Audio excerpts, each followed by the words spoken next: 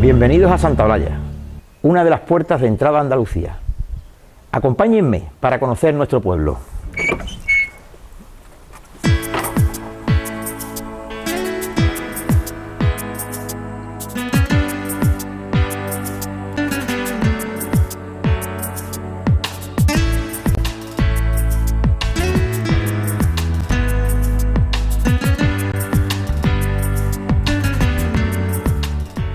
Nos encontramos en la provincia de Huelva, situados a 130 kilómetros al nordeste de la capital.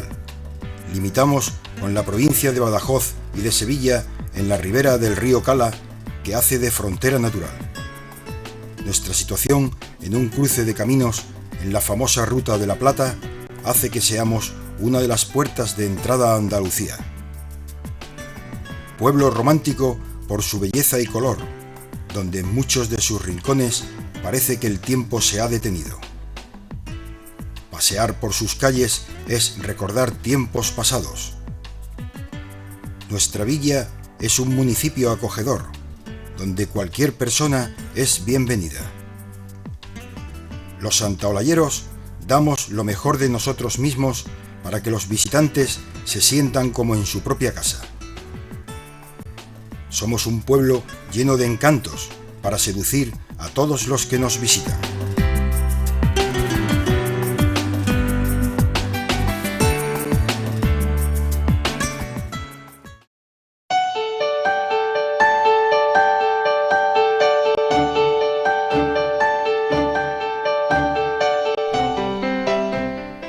Estamos ubicados en el Parque Natural Sierra de Aracena y Picos de Aroche, la zona más occidental de Sierra Morena y uno de los espacios protegidos más importantes de Andalucía. La sierra más alta de nuestro término es la Sierra del Viso, que alcanza una altura de 793 metros.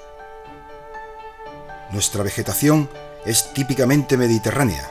El paisaje que predomina es la dehesa de alcornoques y encinas.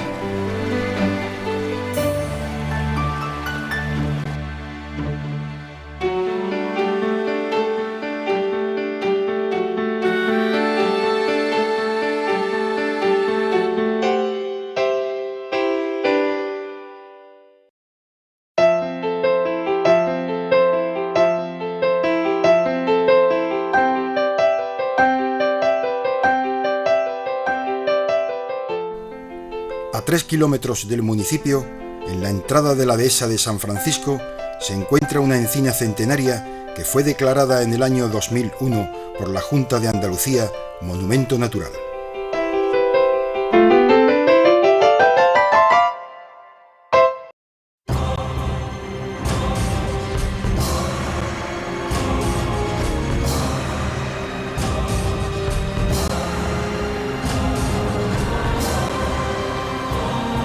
Nuestra situación geográfica ha propiciado el paso de diferentes culturas por nuestra localidad, de las cuales hemos sabido absorber sus costumbres y sus enseñanzas para conformar la nuestra propia. Este trasiego de pueblos nos ha ido dejando un patrimonio artístico y cultural de gran valor que conservamos en la actualidad.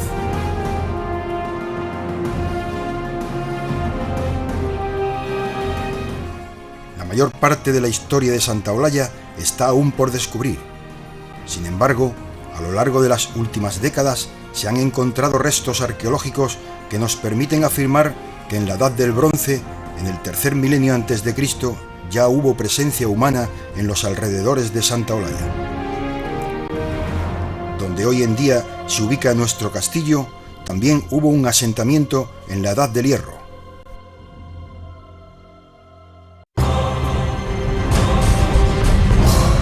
Posteriormente, de la época romana, han aparecido muchos restos que demuestran que los romanos también vivieron en el entorno de nuestra población.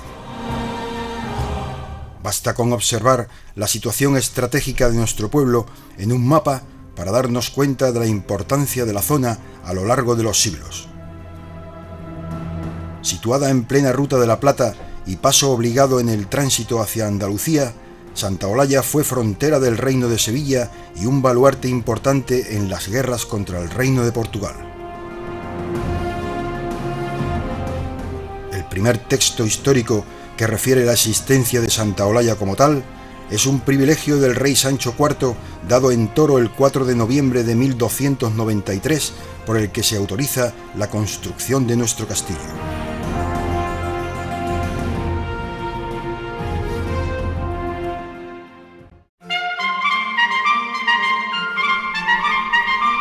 Poseemos un extenso patrimonio monumental. Nuestra seña de identidad es el castillo fortaleza que fue mandado construir por Sancho IV el Bravo en el siglo XIII y se encuentra ubicado en un cerro estratégico desde el donde se divisa la localidad al completo.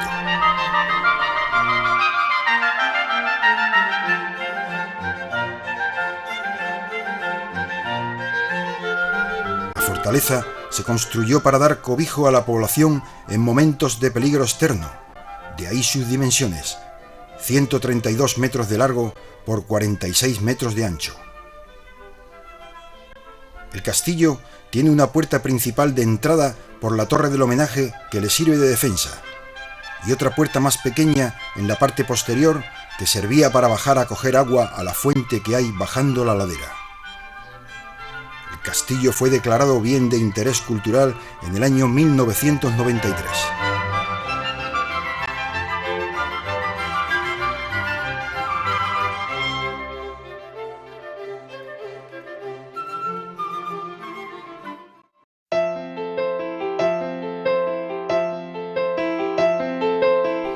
En la noche del 4 de noviembre de 1987, una gran parte de los santaolayeros que vivían en las proximidades del castillo se despertaron sobrecogidos por un fuerte estruendo.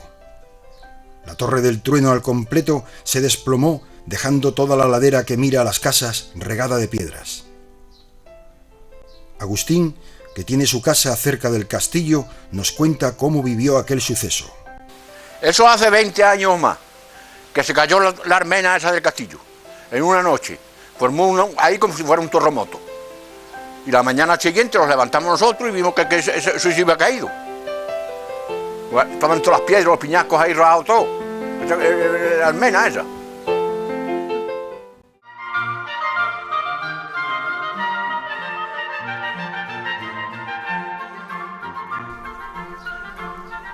La iglesia de Nuestra Señora de la Asunción, cercana al castillo y construida en el siglo XIV, cuenta con el añadido de las capillas laterales y la espadaña, levantadas en la segunda mitad del siglo XVIII.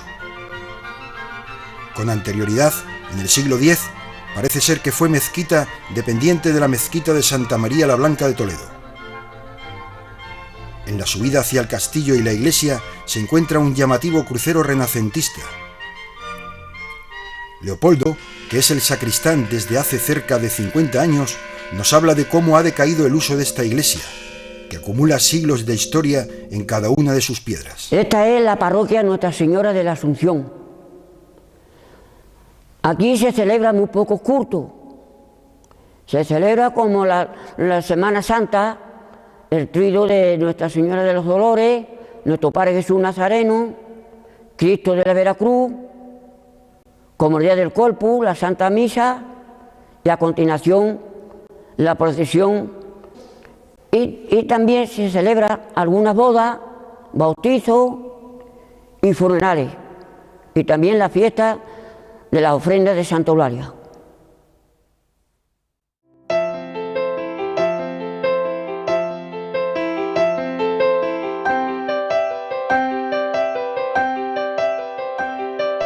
Entre la sacristía y la capilla, en uno de los muros de la iglesia, se encuentra una lápida de mármol grabada en la que textualmente se dice que Juan Ramos, tesorero de la iglesia de Sevilla, hace una donación de 40.000 maravedíes y los distribuye para misas, ayudas a los pobres, Corpus Christi y Pascua.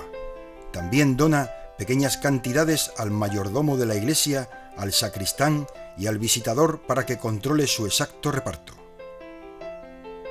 En la parte de atrás de la iglesia se encuentra una piedra funeraria con más de 700 años de antigüedad en la que se puede leer: esta sepultura es de Pedro Jiménez y su mujer.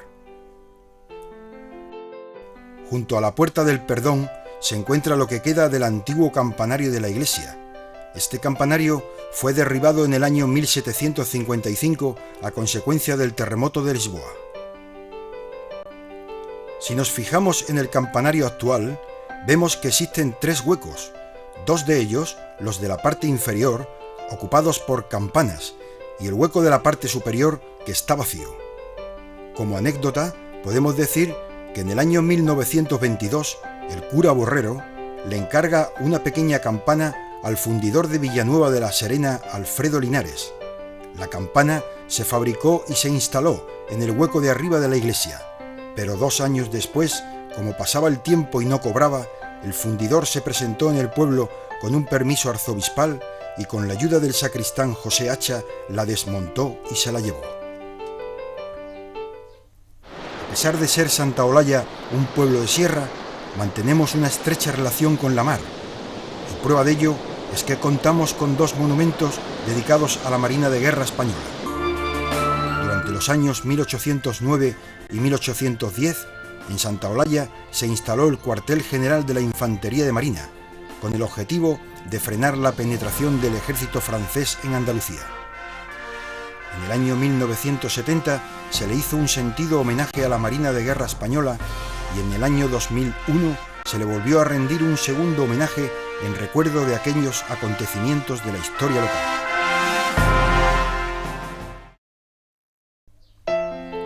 En abril de 1810, el cura párroco de Santa Olalla, don Diego Antonio Nieto, estaba en la iglesia de la Asunción rellenando una partida de bautismo al mismo tiempo que en el pueblo se estaba librando una batalla entre un grupo de franceses y otro de españoles. El susto que se llevó el cura ese día fue tan grande que lo dejó reflejado en la misma partida de bautismo que estaba escribiendo. Don Paco, nuestro cura párroco, ha encontrado esa partida de bautismo. Como cosa curiosa, en los archivos parroquiales, en este concretamente existe una partida de bautismo fechada el 11 de abril de 1810, la escribe el cura vicario, don Diego Antonio Nieto, de un niño, Vicente García Delgado. Dice textualmente: el niño este es hijo de Pedro García y de María Delgado. Ahí se corta la redacción de la partida y sigue diciendo, en el margen: esta partida la puse oyendo los traquidos de bala de una partida francesa y otra española, cuyo comandante mandaba desde el enladrillado de la iglesia, y enseguida entran en mi casa y me quedan en cueros, dando gracias a Dios que no me quitaron la vida. Esto habla de la de la invasión napoleónica en España cuando llegaron a nuestro pueblo, y el cura, supongo yo, bastante enfadado, toma actas para la posteridad de lo que le hicieron. La Plaza de Toros, inaugurada el 25 de agosto de 1912 y construida totalmente en granito, su aspecto exterior asemeja a una fortaleza medieval. Sus muros, de 7 metros de altura, reforzados por 17 torres que hacen de contrafuertes, le transfieren la apariencia de fortificación defensiva más que de plaza de toros. Con una capacidad para 2.800 espectadores, es una de las plazas consideradas históricas por su época de construcción. En ella han toreado toreros de renombre, destacando entre ellos a Juan Belmonte, que lo hizo recién inaugurada la plaza en septiembre de 1912.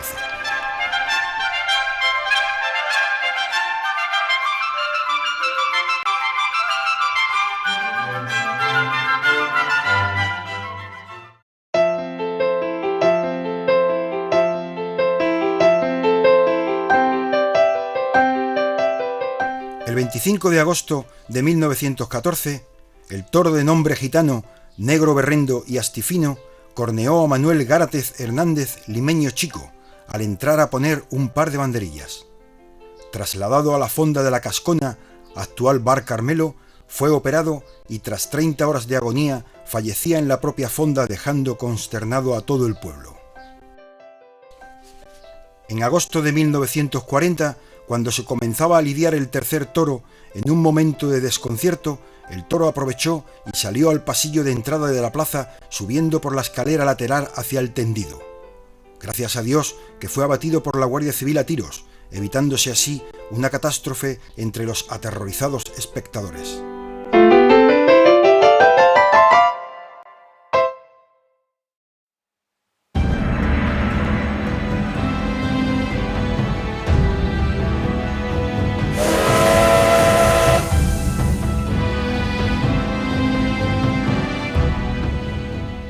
La vía férrea y la estación del tren, inauguradas el 25 de julio de 1912, conectaron a Santa Olalla con la capital andaluza en poco más de 4 horas de viaje.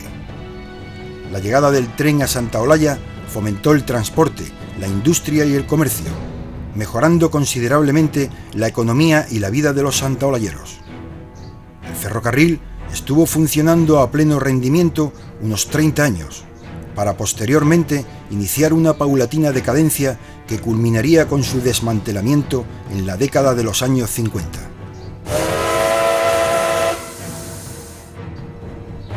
Durante el tiempo que duró aquel bonito sueño, el tren transportó principalmente mineral de hierro de las minas del Teuler, pero también ganado, aceitunas, leña, corcho, carbón y viajeros.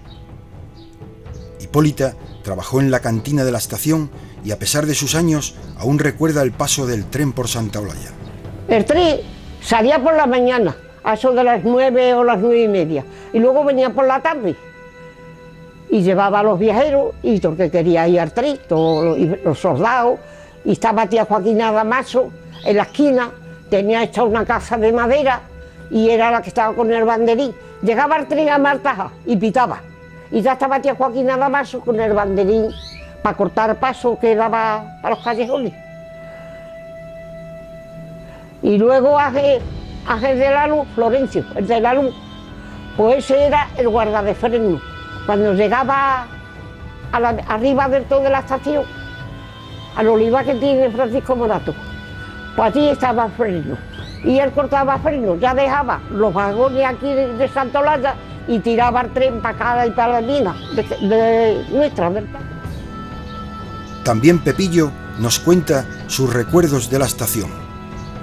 Y si cargábamos 2 vagones o 3 vagones o los que fueran, según el tiempo que daba, o los que había que cargar, siempre aquello estaba siempre lleno de fardo. Ya ves, nos decía a don Fermín, yo le decíamos don Fermín, ¿cuántos vagones nos va de usted? Cuando llegaba el tren, y decía, ¿a ustedes? Hoy lo estamos aquí, como su haré, ¿Estamos? Y todas esas cosas, todo eso lo he vivido ahí, he cargado muchísimo y he trabajado muchísimo en la aceituna, los vagones vacíos. Apenas recordaba que descargábamos los bocolles a perra gorda los descargábamos, los llevábamos al almacén en septiembre, o cosas así, que era cuando venían los vagones vacíos. Pues ya la aceituna empezaba en octubre, cuando había aceituna allí. El 19 de septiembre de 1912, casi todos los santaolayeros se trasladan a la recién inaugurada estación de ferrocarril para recibir a Juan Belmonte, que esa tarde iba a torear en la plaza de toros de Santa Olalla. El famoso maestro de toros hace el recorrido desde la estación al pueblo montando en un caballo blanco y rodeado por una multitud que le aclama.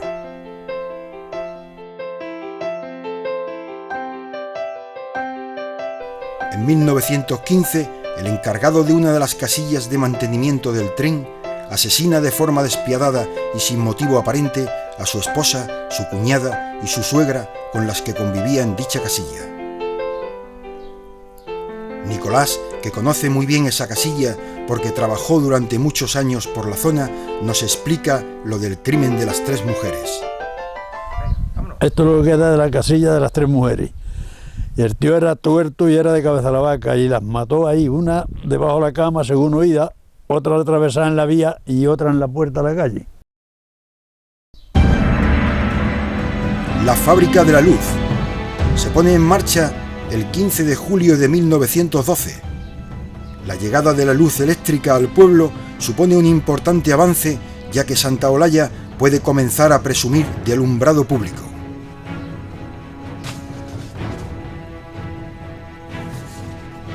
La electricidad es suministrada por la Empresa Eléctrica de Santa Olalla, Sociedad Anónima, propiedad de Joaquín Grajera de León. La empresa ocupa un original edificio junto a la carretera y para producir la electricidad se instala una caldera de vapor y un horno alimentado de leña de encina.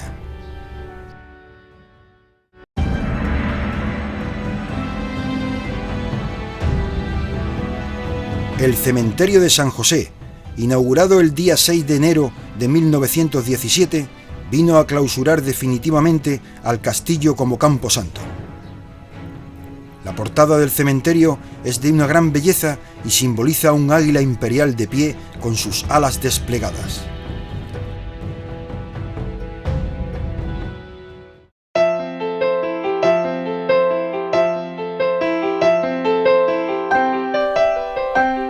Como curiosidad, podemos decir que la primera santa olayera que se enterró en el recién estrenado cementerio de San José fue la señora doña Nazaria Vázquez Ramos.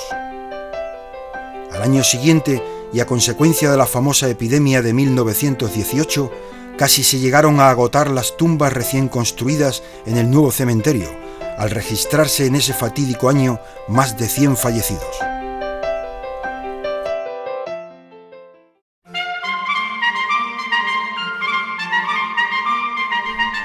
La iglesia de San Pedro, construida en la década de los años 50, es donde se celebran la mayoría de los cultos, ya que se encuentra en una posición más céntrica dentro de la población. Fue inaugurada junto con el convento y el grupo escolar el 12 de septiembre de 1962.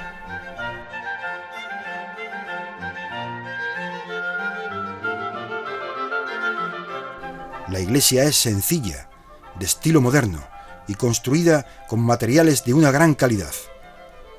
En el interior destacan sus amplias vidrieras de colores. Por fuera sobresale su gran torre de planta cuadrada rematada por un vistoso campanario. Todo el complejo, iglesia, convento y grupo escolar, fue construido por la familia Grajera, que antes de la inauguración había cedido el convento a las Hermanas de la Providencia. Consuelo nos cuenta cómo fue la llegada de las primeras monjas a Santa Olalla. El 11 de septiembre de 1961 llegaron 5 hermanas de la Providencia desde Idiazábal. Estas hermanas fueron Sor Amparo, Sor Josefina, Sor Loyola, Sor Fernanda y Sor Abelina, acompañadas por la madre provincial Sor Mestilde. El pueblo la recibió en masa. Salimos a la calle, todo el pueblo a esperarla. Fuimos en procesión desde la casa de los señores Grajera, que la habían acogido, hasta la iglesia.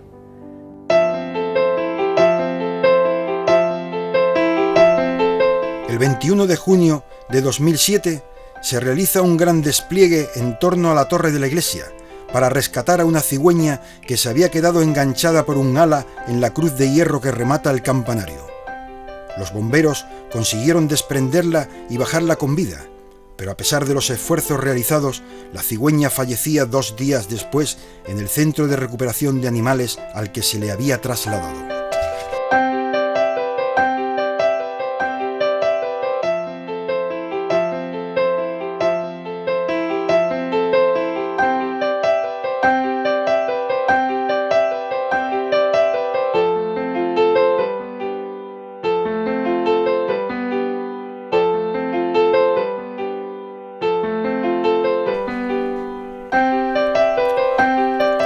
El 27 de abril de 2012 se procede a subir a la torre de la iglesia 2 nuevas campanas que se habían fabricado en la provincia de Jaén. Estas campanas nuevas venían a sustituir a las 2 campanas rotas que unos meses antes se habían bajado del campanario para ser fundidas.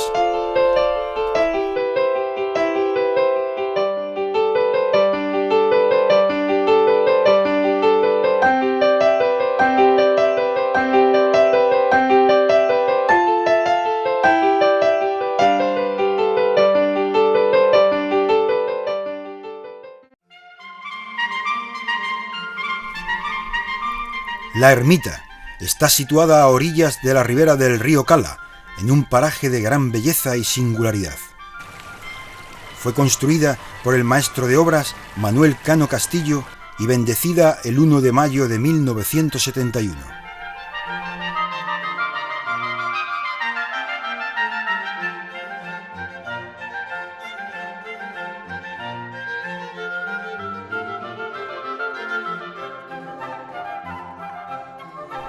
En el año 1982 se le encarga al maestro de obras Alfredo Murillo que lleve a cabo una ampliación del santuario. La superficie de la ermita se aumenta en 92 metros cuadrados más, que se inauguran el Domingo de Resurrección de 1983. En el interior de la ermita se venera a nuestra patrona Santa Eulalia. La imagen fue realizada en madera policromada por el escultor granadino Espinosa en el año 1941.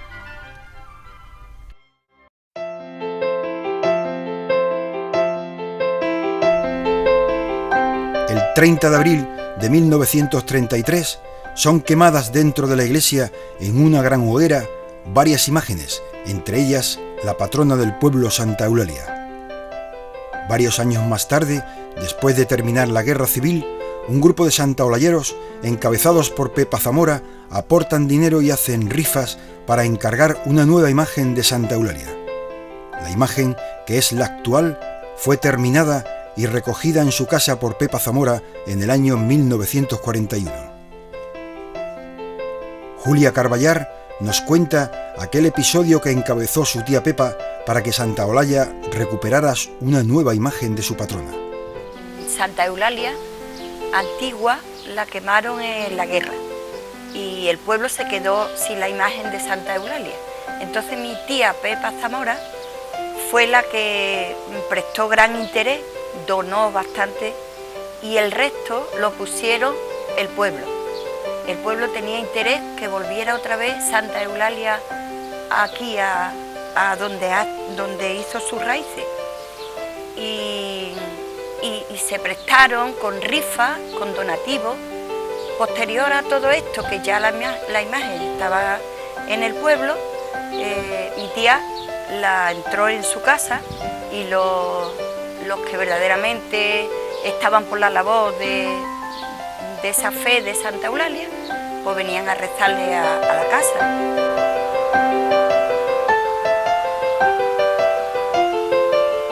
Esta fue la casa donde vivió mi tía, Pepa Zamora.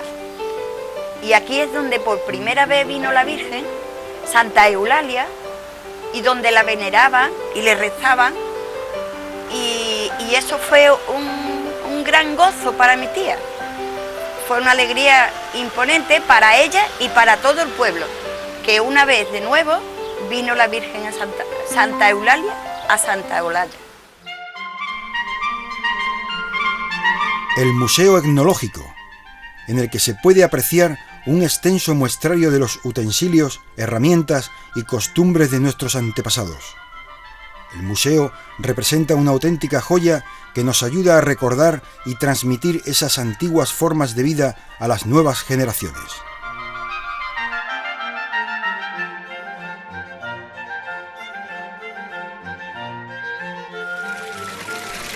También contamos con dos fuentes de buenas aguas. Una de ellas, conocida como Fuente de Arriba, está situada a los pies del castillo y ya abastecía de agua a la Santa Olalla medieval. La otra fuente, construida en 1932, es la conocida como Fuente de Abajo y se encuentra situada en pleno casco urbano.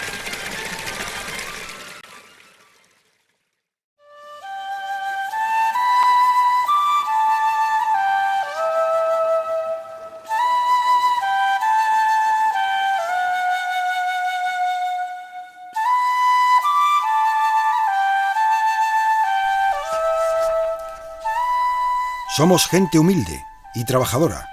Nuestra actividad económica gira principalmente en torno a la agricultura, ganadería y trabajos forestales. Los trabajos agrícolas temporales, como la extracción del corcho y la recolección de la aceituna, constituyen una de las fuentes de riqueza más importantes. Manuel Garzón y José María El Siri son de esas personas que conocen bien el trabajo en el campo. Bueno, pues aquí en Santolaya siempre se ha vivido el campo, siempre las 4 temporadas que hay de aceituna, de corcho, de pelabonizo, de hacer fisco, hacer paredes, de talar, de sacar corchas, de todo, vamos, pero cada vez hay menos. Ahora mismo el asunto de la ganadería pues está fatal o por los suelos, puesto que un cochino, un ternero, un borrego, un chivo, pues valen igual que 20 años atrás. Entonces no es rentable. El pienso, al contrario, como en la fecha que estamos, como en el tiempo que estamos. Y claro, eso no es posible. No es rentable de ninguna de las maneras.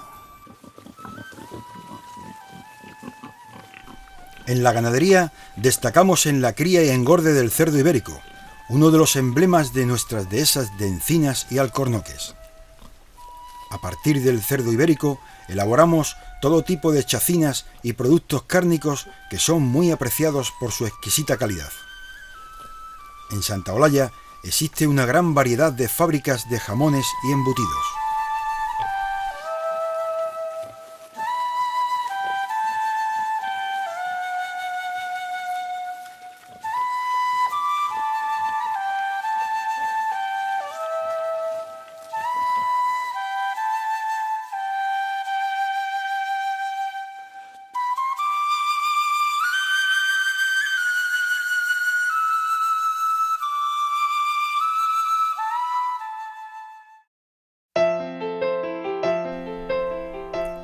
En el año 2010, nuestro paisano Florentino Mateos se hace con el Campeonato de España de Cortadores de Jamón.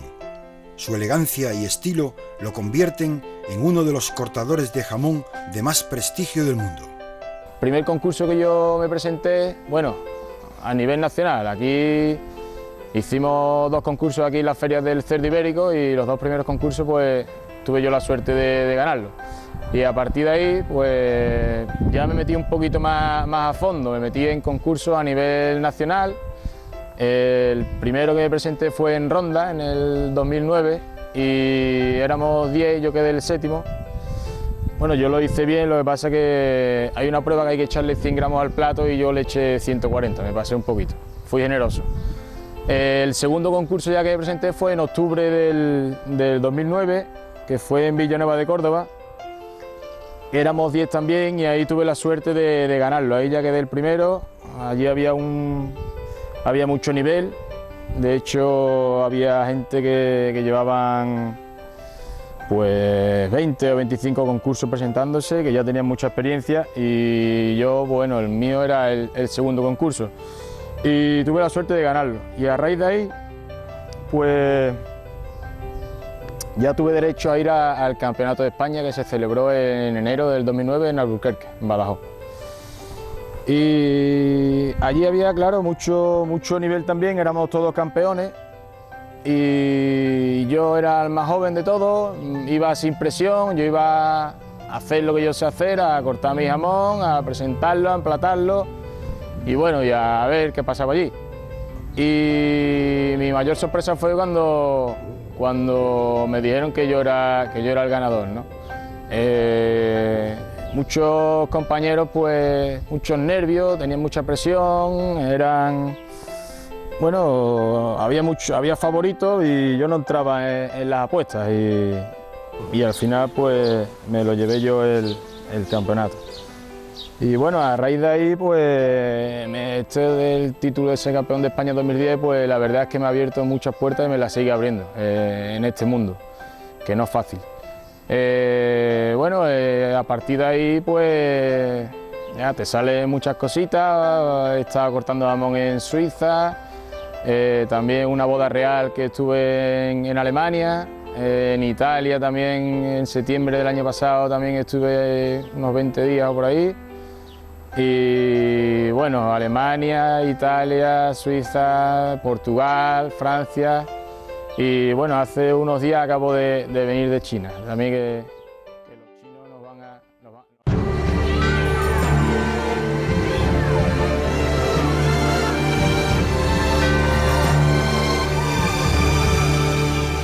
Son muchos los eventos culturales que se celebran a lo largo del año. El calendario festivo comienza en las Navidades, donde destaca la cabalgata de Reyes Magos, una comitiva de carrozas de gran colorido e imaginación que hacen la ilusión de los más pequeños. Algunos años, en las Navidades y con la participación de personas del pueblo, se monta el portal viviente.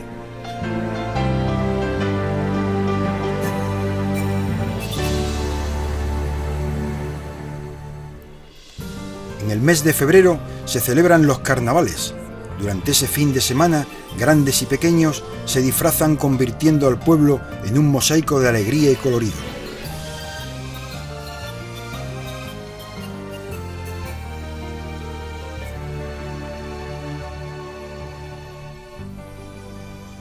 La Semana Santa pone de manifiesto el fervor que los santaolayeros expresan durante estos días por la pasión y muerte de Cristo. Y lo hacen perteneciendo o acompañando a las distintas hermandades que realizan su penitencia por las calles del pueblo.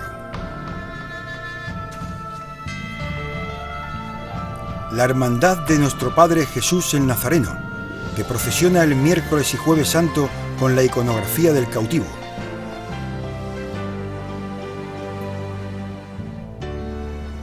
La Hermandad de la Veracruz, que también procesiona el miércoles santo en absoluto silencio con el paso del Cristo de la Veracruz. La Hermandad de Nuestra Señora de los Dolores, que acompaña al Nazareno en su penitencia del Jueves Santo y del Viernes Santo con la iconografía de la Virgen de la Soledad. Y la Hermandad Sacramental es la más antigua de todas. Sale el Viernes Santo en la procesión del Santo Entierro con la imagen del Cristo yaciente en una urna de cristal.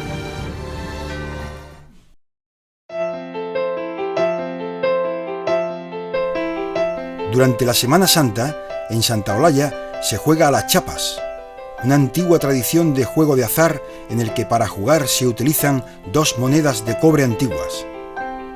La gente, formando un corro, apuesta con dinero a que al lanzar las monedas al aire salen caras al caer o salen cruces. La Feria del Cerdo Ibérico y de la Caza. En el mes de marzo o abril creamos un marco de exposición de actividades relacionadas con el cerdo ibérico y la actividad cinegética que abunda en nuestro término. No en vano, ya Felipe V, en 1729, disfrutaba de la abundancia de caza en nuestras sierras. Las fiestas de romería. Los santaolayeros realizamos un amplio abanico de actividades en torno a nuestra patrona Santa Eulalia, que culmina con la romería en el segundo domingo de mayo. Los actos comienzan el domingo de Resurrección, día en el que nuestra patrona es traída al pueblo. El primer sábado del mes de mayo se celebra el pregón, anuncio oficial de nuestra romería. El primer domingo de mayo, nuestra patrona procesiona por todas las calles y rincones del pueblo. El segundo viernes de mayo, los santaolayeros demostramos nuestra devoción a Santa Eulalia ofreciéndole flores.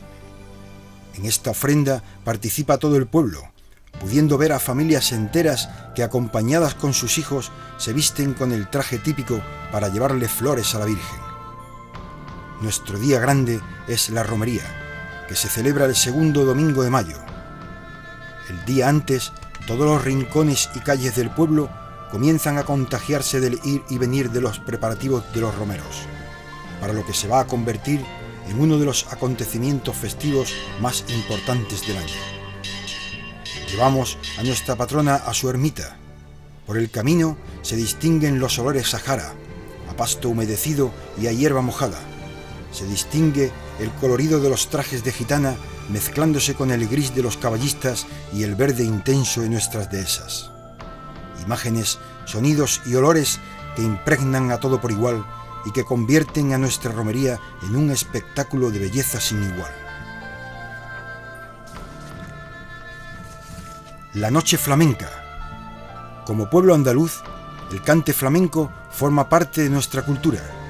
Destaca la pasión por los fandangos de Huelva, que son interpretados de forma magistral por los cantaores locales y de los pueblos vecinos, especialmente en lo que conocemos como la Noche Flamenca, espectáculo que se celebra en el mes de agosto y en un escenario privilegiado como es la Plaza de Toros. La Semana Cultural, que tiene lugar a finales de julio o principios de agosto, con un completo repertorio de actividades culturales y deportivas, exposiciones, teatro, actuaciones musicales. La Feria de Agosto, que tiene sus orígenes en la celebración de la Feria de Ganado que se venía realizando en Santa Olalla desde el siglo XVIII. El recinto ferial se viste de gala durante 4 días inolvidables, días de fiesta y de jarana, corridas de toros, atracciones y orquestas de baile, chiringuitos, tómbolas, puestos ambulantes de turrón, de artesanía, de juguetes. Las jornadas sefardíes, que se celebran entre los meses de octubre o de noviembre, su intención es conocer mejor nuestro pasado judío sefardí y su influencia hacia nuestros días. Mediante estas jornadas, además de conocer mejor la cultura sefardí, los santaolayeros hemos descubierto que ciertas tradiciones actuales solo son un legado más que nos va dejando nuestra propia cultura. El Día de nuestra patrona. Lo celebramos el 10 de diciembre. Esa jornada festejamos en Santa Olalla a nuestra patrona Santa Eulalia y vamos a la ribera donde la santa se encuentra para verla, rezarle y compartir ese día con ella.